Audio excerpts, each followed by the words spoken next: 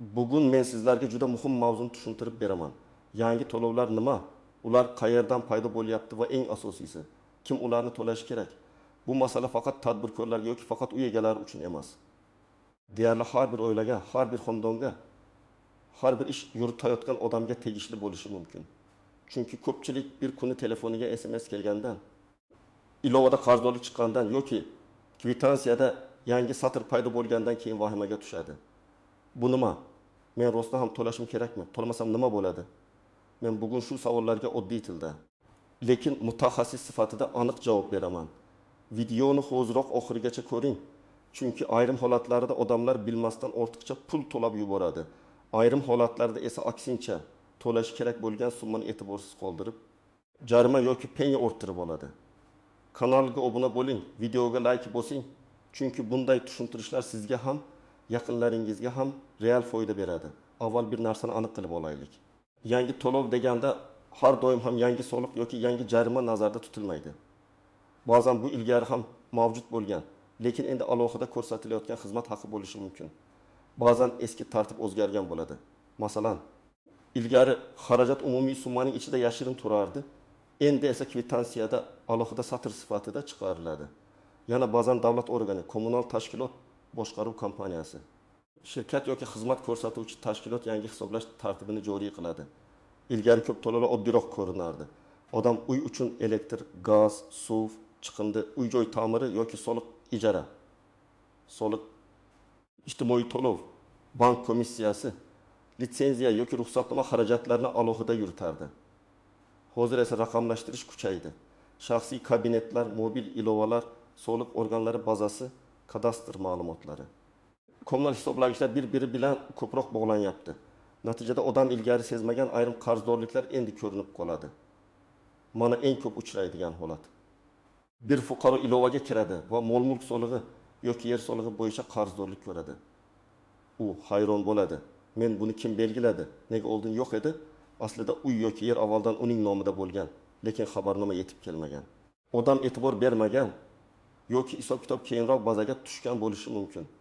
Demak, har bir yangi ko'ringan summa avtomatik ravishda noqonuniy degani emas, lekin har bir summa avtomatik to'g'ri degani ham emas. Tekshirish kerak. Hozir asosiy o'zgarish shundaki, to'lovlar ko'proq shaffof ko'rinmoqda va ayrim xizmatlar bo'yicha mas'uliyat aniqroq ajratilmoqda.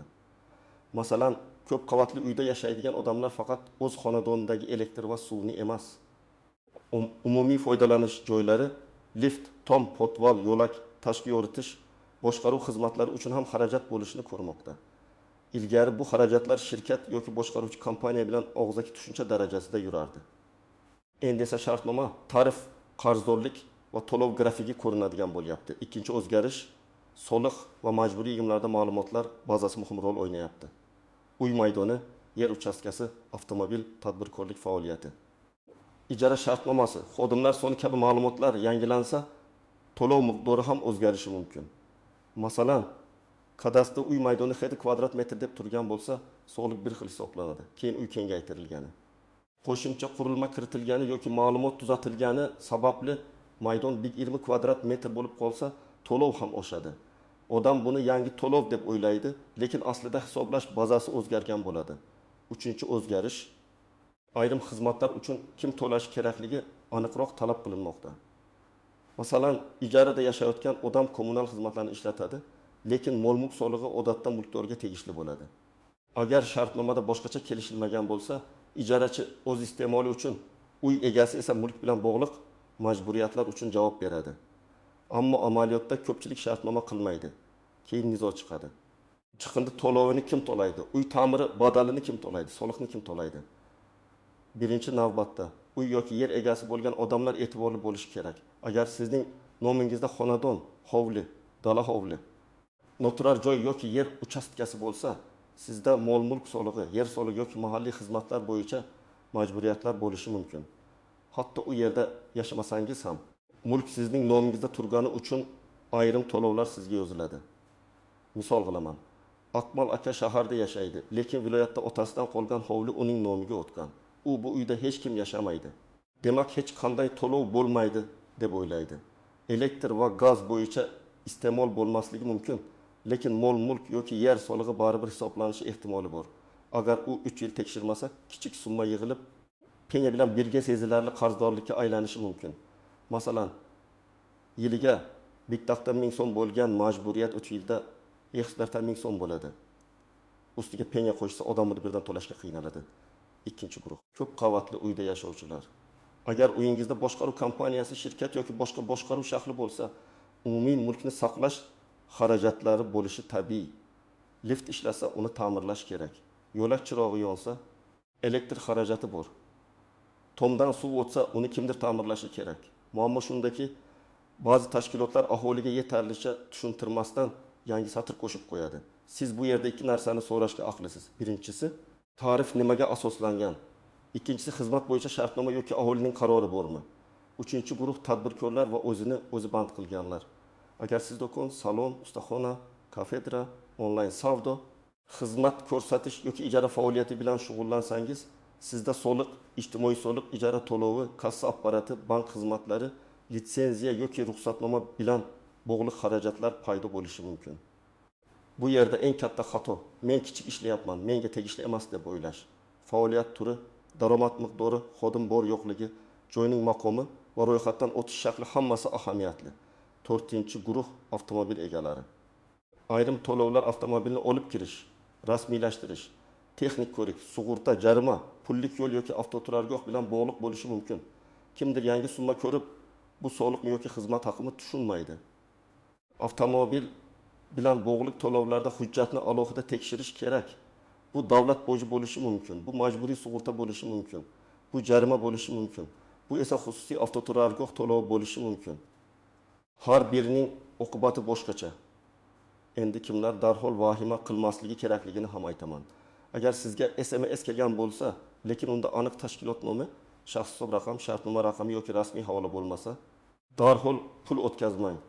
Firibgarlar aynan yangi to'lov qarzingiz bor, bugun to'lamasangiz jarima bo'ladi degan qo'rquvdan foydalanadi.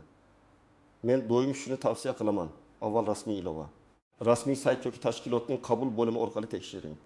Agar kvittansiyada yangi satr paydo bo'lgan bo'lsa, bu ham darhol noqonuniy degani emas. Masalan, oldin uy-joy xizmatlari deb umumiy yozilgan summa endi boshqaruv xizmati. Umumiy elektr, lift xizmati, texnik xizmat deb bo'lingan bo'lishi mumkin. Lekin siz bu bo'linishning asosini so'rashga haqlisiz. Xizmat real ko'rsatilganmi? Hisoblash usuli qanday? Xonadon maydoni bo'yichami? Odam soni bo'yichami? Hisoblagich bo'yichami? Hammasi aniq bo'lishi kerak. Agar siz ijarachisiz va uy sizning nomingizda bo'lmasa, mol-mulk solig'i bo'yicha vahima qilmasligingiz mumkin. Chunki bunday majburiyat odatda mulkdorga bog'liq. Lekin bu siz umuman hech narsa to'lamaysiz degani emas.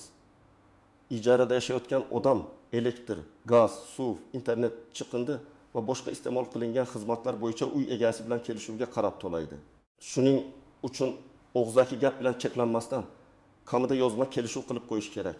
Keling, oddiy hayotiy misollar bilan ko'rib chiqamiz. Birinchi misol, ko'p qavatli uyda 60 kvadrat metrli xonadon bor. Boshqaruv kompaniyasi har kvadrat metr uchun 1200 so'm xizmat haqi belgilagan. Demak, oylik to'lov 72.000 so'm bo'ladi. Agar oldin siz 500 so'm to'lagan bo'lsangiz, yangi summa sizga keskin ko'rinadi. Lekin savol shunday. 1200 so'mlik tarif qayerda tasdiqlangan? Aholiga e'lon qilinganmi? Shartnomada yozilganmi? Xizmatlar ro'yxati bormi? Agar bor bo'lsa, bu tartibli to'lov bo'lishi mumkin. Agar yo'q bo'lsa, izoh talab qilish kerak. Ikkinchi misol. Hovli egasida yer solig'i chiqdi. U yer maydoni 6 sotix kadastr hujjatida ham shunday. Soliq summasi yiliga 2.000 so'm deb ko'rsatilgan. Odam men bu yerda faqat yozda yashayman deydi. Lekin yer solig'i yashash muddati bo'yicha emas. Egalik yoki foydalanish huquqi bo'yicha hisoblanadi. Demak, siz 12 oy yashamasangiz ham yer sizga tegishli bo'lsa, to'lov hisoblanishi mumkin. Bunda imtiyoz bor yo'qligini tekshirish kerak. Uchinchi misol, tadbirkor kichik do'kon ochdi. U yakka tartibdagi tadbirkor sifatida ro'yxatdan o'tgan bir nafar sotuvchi ishlatadi. Bu yerda daromad solig'i yoki aylanmadan soliqdan tashqari xodim bilan bog'liq ijtimoiy to'lovlar ish haqi hisobida. Ijara shartnomasi va bank operatsiyalari bo'lishi mumkin. Agar tadbirkor faqat tovar sotishga qarab, xodim hujjatni rasmiylashtirmasa, keyin tekshiruvda katta muammo chiqadi. 500.000 so'mni tejayman deb bir necha million so'm jarima xavfi tug'ilishi mumkin. To'rtinchi misol. Odam uyini ijaraga beradi, lekin shartnoma qilmaydi. Ijarachi 8 oy yashaydi, kommunal xizmatlardan foydalanadi, keyin ketib qoladi. Oy egasi qarasa, suvdan 300 ming, elektrdan 400 ming, chiqindidan 200 ming, internetdan 200 ming so'm qarz qolgan. Agar shartnoma bo'lmasa, buni undirish qiyinlashadi. Shuning uchun men ijaraga beruvchilarga ham, ijarachilarga ham aniq yozishni maslahat beraman. Qaysi to'lovni kim to'laydi? Qaysi sanagacha to'laydi? Hisoblagich ko'rsatkichlari topshirish vaqtida qancha edi? Endi juda muhim qism. Hamma ham bir xil to'lamaydi. Ayrim toifalarda imtiyoz bo'lishi mumkin. Masalan, pensionerlar, nogironligi bo'lgan shaxslar, boquvchisini yo'qotgan oilalar, kam ta'minlangan oilalar, ayrim ijtimoiy himoyaga muhtoj toifalar bo'yicha qonunchilikda yoki mahalliy tartibda yengilliklar bo'lishi ehtimoli bor. Lekin imtiyoz avtomatik qo'llanmasligi mumkin. Siz hujjat topshirmagan bo'lsangiz, baza sizni oddiy to'lovchi sifatida ko'rsatishi mumkin. Men ko'p ko'rgan holat, odam imtiyozga haqli. Lekin buni tasdiqlovchi hujjatni tegishli tashkilotga olib bormagan. Masalan, nogironlik guvohnomasi bor, lekin soliq organi bazasida mos ravishda aks etmagan yoki pensioner uyini farzandining nomiga o'tkazgan. Endi imtiyoz kimga tegishli bo'lishi masalasi o'zgarib ketgan. Shu sababli men pensionerman, demak avtomatik ozodman deb o'ylash to'g'ri emas. Har bir to'lov turi bo'yicha alohida tartib bor. Yana bir istisno. Xizmat ko'rsatilmagan bo'lsa, ayrim to'lovlar qayta hisoblanishi mumkin. Masalan, suv bo'yicha hisoblagich noto'g'ri ishlagan, bir necha oy odam uyda bo'lmagan. Chiqindi olib ketish xizmati umuman ko'rsatilmagan yoki lift uzoq vaqt ishlamagan bo'lishi mumkin. Lekin bu yerda ham faqat og'zaki shikoyat yetmaydi. Dalil kerak. Ariza, dalolatnoma, foto, video, qo'shnilar imzosi. Servis tashkiloti javobi hisoblagich tekshiruvi. Dalilsiz xizmat bo'lmagan degan gap ko'p hollarda natija bermaydi. Eng katta xatolardan biri to'lov nomiga qarab hukm chiqarish. Masalan, majburiy badal degan so'zni ko'rib, odam buni soliq deb o'ylaydi. Aslida bu uy-joy boshqaruvi bo'yicha shartnomaviy to'lov bo'lishi mumkin. Yoki yig'im degan so'z chiqsa, odam buni xususiy tashkilot o'ylab topgan deb o'ylaydi. Aslida ayrim yig'imlar normativ hujjatga asoslanadi. Shuning uchun birinchi savol, bu to'lovning huquqiy asosi nima? Ikkinchi xato, eski egadan qolgan qarzni tekshirmaslik. Uy sotib olayotganda ko'pchilik faqat kadastr hujjatini ko'radi. Lekin kommunal qarzlar, boshqaruv kompaniyasi qarzi, soliq qarzi, internet yoki boshqa xizmat shartnomalarini tekshirmaydi. Keyin yangi egaga qarz bor deyishadi. Huquqiy jihatdan hamma qarz ham avtomatik yangi egaga o'tavermaydi. Lekin amaliy muammo baribir chiqadi. Xizmatni ulashmaydi, ma'lumotnoma bermaydi, tortishuv boshlanadi. Shuning uchun sotdi oldidan har bir xizmat bo'yicha nol qarzdorlik ma'lumotini olish kerak. Uchinchi xato, telefon orqali aytilgan summaga ishonish. Sizga kimdir qo'ng'iroq qilib, falon to'lov chiqdi, kartala raqamiga o'tkazing desa, bu juda xavfli. Rasmiy to'lovlar odatda shaxsiy hisob raqami, bank rekviziti, elektron kvitansiya yoki rasmiy to'lov tizimi orqali amalga oshiriladi. Hech qachon notanish karta raqamiga qarzdorlik yopiladi deb pul tashlamang. Ayniqsa, hozir to'lamasangiz sud bo'ladi deb shoshiltirishsa, bu alohida xavf belgisi. To'rtinchi, nozik joy, penya va jarima. Asosiy qarz kichik bo'lishi mumkin, lekin vaqt o'tgani sari penya qo'shiladi. Masalan, 100 ming so'mlik qarz oddiy ko'rinadi. Odam keyingi oy to'layman deydi. Keyin yana unutadi. 1 yil o'tib, qarz bir nechta to'lov bilan qo'shilib 800 ming yoki 1 million so'mga yetadi. Eng yomoni, ayrim holatlarda hisob raqamga cheklov, ijro harakati yoki xizmatni vaqtincha to'xtatish kabi oqibatlar bo'lishi mumkin. Endi men sizga aniq tartibni aytaman. Agar sizda yangi to'lov chiqsa, birinchi qadam manbani tekshiring. SMS, kvitansiya, ilova yoki qo'ng'iroq qayerdan kelganini aniqlang. Tashkilot nomi, stir yoki rekvizit, shaxsiy hisob raqam, shartnoma raqami, to'lov davri va summa ko'rsatilgan bo'lishi kerak. Agar bu ma'lumotlar yo'q bo'lsa, darhol to'lamang. Ikkinchi qadam, rasmiy kanal orqali solishtiring. Soliq bo'lsa, soliq organining rasmiy shaxsiy kabineti yoki xizmat markazi orqali tekshiring. Kommunal xizmat bo'lsa, xizmat ko'rsatuvchi tashkilotning rasmiy ilovasi, biling bo'limi yoki abonent bo'limidan ma'lumot oling. Uy-joy boshqaruvi bo'lsa, boshqaruv kompaniyasidan shartnoma, tarif, xizmatlar ro'yxati va hisob-kitob asosini yozma so'rang. Og'zaki javob bilan cheklanmaslik kerak. Uchinchi qadam, hujjatlarni yig'ing. Sizga kadastr hujjati, shaxsni tasdiqlovchi hujjat, shartnoma, oldingi kvitansiyalar, hisoblagich ko'rsatkichlari, to'lov cheklari, imtiyoz hujjatlari, ijara shartnomasi, dalolatnoma yoki ariza nusxasi kerak bo'lishi mumkin. Men doim aytaman, chekni tashlab yubormang. Hozir hamma narsa elektron bo'lsa ham, to'lov tasdig'i juda muhim. Screenshot ham qiling, PDF kvitansiyani saqlang, bank ilovasidagi to'lov tarixini yo'qotmang. 4-qadam yozma murojaat qiling. Agar summa noto'g'ri deb hisoblasangiz, shunchaki bahslashmang, ariza yozing. Arizada shunday mazmun bo'lishi kerak. Mening shaxsiy hisob raqamim bo'yicha falon davr uchun falon summa qarzdorlik ko'rsatilgan. Ushbu summaning hisob kitob asosini, tarifini, davrini va huquqiy asosini yozma ravishda taqdim etishingizni so'rayman. Agar hisob kitobda xato bo'lsa, qayta hisob kitob qilishni so'rayman. Arizaning qabul qilingan sanasi va raqamini olib qo'ying. 5-qadam. Agar imtiyozga haqli bo'lsangiz, buni tasdiqlang. Pensionerlik, nogironlik, kam ta'minlanganlik, o'quvchisini yo'qotganlik yoki boshqa asoslar bo'lsa, tegishli hujjatlarni topshiring. Muhimi, imtiyoz qaysi to'lovga tatbiq etilishini aniqlang. Bir imtiyoz hamma xizmatlarga avtomatik qo'llanmaydi. Masalan, soliq bo'yicha yengillik bo'lishi mumkin, lekin elektr yoki internet uchun boshqacha tartib bo'lishi mumkin. 6-qadam. Nizoni cho'zib yubormang. Agar siz qarz noto'g'ri deb hisoblasangiz ham, masalani oylar davomida e'tiborsiz qoldirish yomon. Chunki tizim sizni qarzdor deb ko'rsatishda davom etadi. Kerak bo'lsa yuqori tashkilotga. Iste'molchilar huquqlarini himoya qilish organiga, mahalla yoki tegishli davlat xizmatlari markaziga murojaat qiling. Lekin har bir murojaat hujjat bilan bo'lsin. Menga telefon qilishdi degandan ko'ra, ariza nusxasi, javob xati va kvitansiya kuchliroq dalil bo'ladi. Agar siz uy egasi bo'lsangiz, yiliga kamida 2 marta barcha majburiyatlarni tekshiring. Mol-mulk solig'i, yer solig'i, elektr, gaz, suv chiqindi, boshqaruv kompaniyasi, internet, telefon va boshqa xizmatlar bo'yicha qarzdorlik yo'qligini ko'ring. Uyda yashamasangiz ham tekshiring.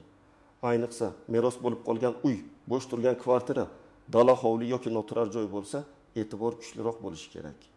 Agar uyni ijaraga bersangiz, ijarachi kirgan kundagi hisoblagich ko'rsatkichlarni yozib qo'ying.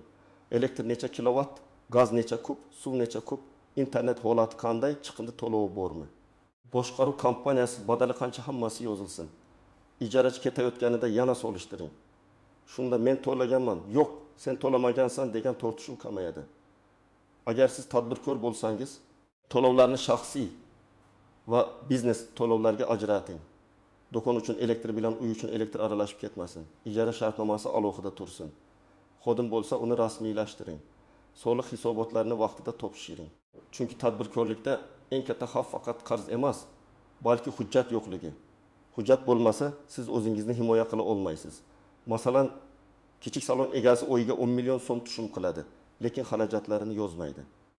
Ijara 2 million, kommunal 700 ming, ishchi haqi 3 million, materiallar 2 million. Agar hammasi aralash yuritilsa, soliq hisobida ham, foyda hisobida ham xato bo'ladi. Keyin nega yangi to'lov chiqdi degan savol tug'iladi. Aslida muammo yangi to'lovda emas, hisob yuritilmaganda bo'ladi. Demak, yangi to'lov deganda darhol qo'rqish ham kerak emas, darhol to'lash ham kerak emas. Men sizga eng to'g'ri yo'lni aytaman. Avval manbani tekshiring, keyin huquqiy asosini so'rang, hisob kitobni ko'ring, hujjatlaringizni yig'ing, imtiyozingiz bo'lsa rasmiy tasdiqlang va faqat shundan keyin qaror qiling. To'lov qonuniy va asosli bo'lsa, uni vaqtida to'lash kerak. Chunki penya, jarima va cheklovlar keyin qimmatga tushadi. Agar to'lov noto'g'ri hisoblangan bo'lsa, uni yozma tartibda qayta hisoblatish kerak. Bugungi mavzu har birimizga tegishli. Uy egasiga ham, ijarachiga ham, tadbirkorga ham, pensionerga ham, avtomobil egasiga ham. Eng muhimi, e'tiborsizlik qilmang. Kvitansiyada yangi satr ko'rsangiz, ilovada qarz chiqsa yoki kimdir sizdan pul talab qilsa, nima uchun, qaysi asosda, qaysi davr uchun degan 3 ta savolni bering. Sizda ham yangi to'lov chiqdimi? Qaysi tashkilotdan, qancha summa va qanday izoh bilan chiqdi? Izohlarda yozib qoldiring. Men keyingi videolarda eng ko'p uchrayotgan holatlarni alohida tahlil qilib beraman. Videoga like bosing. Kanalga obuna bo'ling va bu videoni yaqinlaringizga yuboring. Chunki kimdir aynan shu ma'lumot orqali ortiqcha to'lovdan yoki keraksiz jarimadan saqlanib qolishi mumkin.